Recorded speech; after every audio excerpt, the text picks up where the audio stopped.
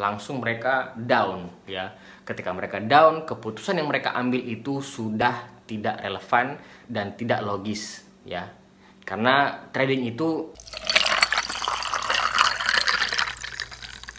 Bismillahirrahmanirrahim. Assalamualaikum warahmatullahi wabarakatuh teman-teman. Bertemu lagi bersama saya Muhammad Ilasin di channel Zero to One. Hari ini saya mau membahas tentang hal yang paling penting ya. Hal yang paling penting mengenai apa yang harus kalian persiapkan sebelum kalian ini bertrading.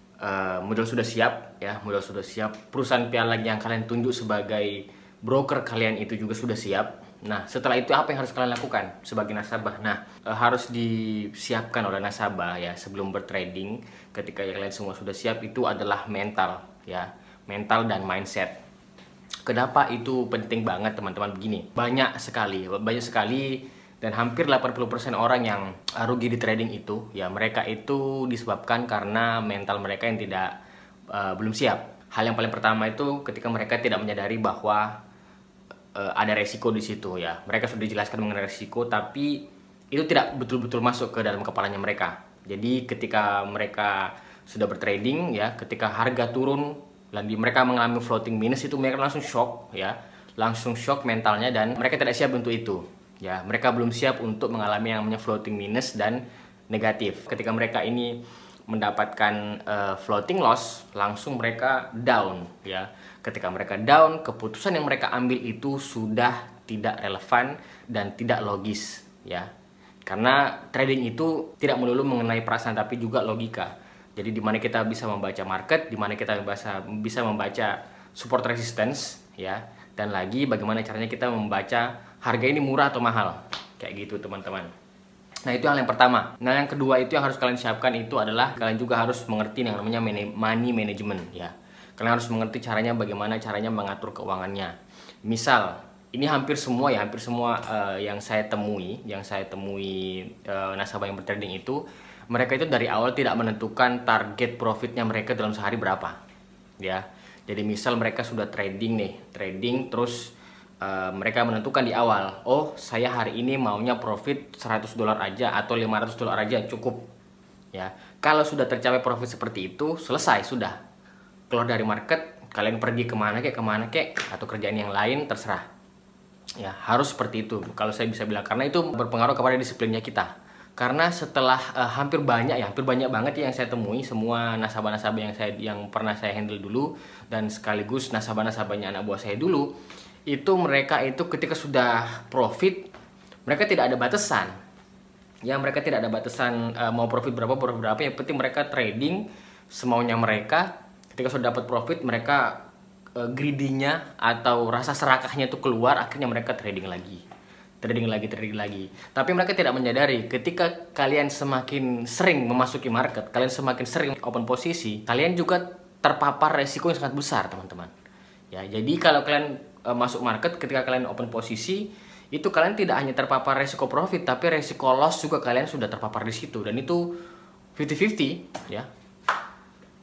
Perbandingannya itu 50-50, bisa saja 50% kalian bisa loss, 50% yang lain kalian bisa profit. Nah, kalau kalian tidak membatasi hal seperti itu ya, tidak akan ada habisnya kalian masuk market.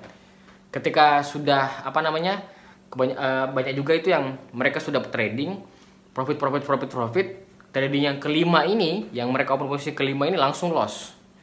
Wah, itu lossnya terus nggak dipasang locking, tidak dipasang hedging atau tidak dipasang pengaman, atau mereka tidak memasang stop loss. Wah, itu dibiarin aja, sudah amblas.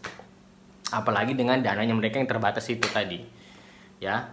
Itu yang harus disiapkan teman-teman. Terus yang ketiga itu yang harus disiapkan oleh nasabah itu sebelum mereka bertrading adalah stop loss ya. Kalian harus menentukan berapa poin yang bisa kalian tanggung resikonya. Jadi kalian misal nih ambil satu posisi, terserah open buy apa open sell. Kalian harus membatasi nih, saya maunya kalau dia turun 5 poin atau 10 poin, saya langsung saya langsung stop loss, saya pasang stop loss di situ.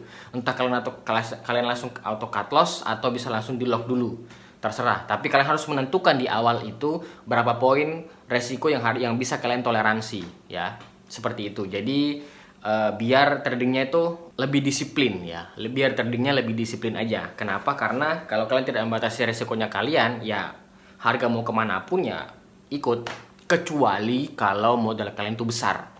Ya kalau kalian mungkin modal kalian 2M misal, 2 miliar. Terus kalian bisa, sekarang harga emas itu kalau tidak salah 1.700, 1.800, kalian bisa menahan sampai harganya 0, enggak ada apa-apa.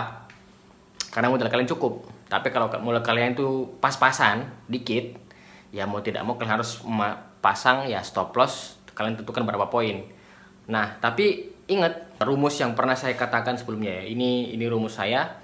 Kalau kalian mau trading itu, besarkan modalnya atau kecilkan lotnya. Itu dua rumus paling efektif. Kalau kalian tidak punya modal yang cukup, ya kecilkan lotnya aja. Karena yang paling penting di situ adalah bagaimana ketahanan dana kalian ini bisa menahan floating sampai berapa. Itu yang paling penting. Jadi kalau kalian ada pertanyaan mengenai trading, kalian juga mau bertrading dan mencari broker-broker yang mana, saya sarankan kalian menghubungi mantan anak buah saya namanya Henry. Link WA-nya saya sudah siapkan di bawah. Terus bagi kalian para broker-broker pialang ya, yang kalian ini pengen closing lagi dan mengclosingkan anak buahnya kalian dan membangun tim kalian agar lebih besar, kalian bisa ikut di program online course saya, namanya itu ZTO Jago Closing.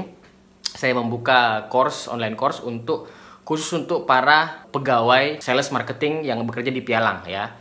Saya di sana nanti akan memberikan materi mengenai tidak hanya prospek offline tapi prospek online juga. Saya mengajari caranya bagaimana serta bagaimana memanfaatkan internet untuk mengatur dan membesarkan timnya kalian. Di situ nanti goalnya saya bagaimana cara kalian mendapatkan closing yang banyak dan closing terus dan mengclosingkan anak buahnya kalian serta nasabah yang mencari kalian, bukan kalian yang mencari nasabah. Oke? Semoga bermanfaat ini teman-teman. Jangan lupa join ZTO Jago Closing kalau kalian berminat.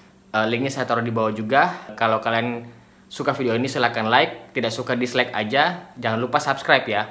Terima kasih. Assalamualaikum warahmatullahi wabarakatuh.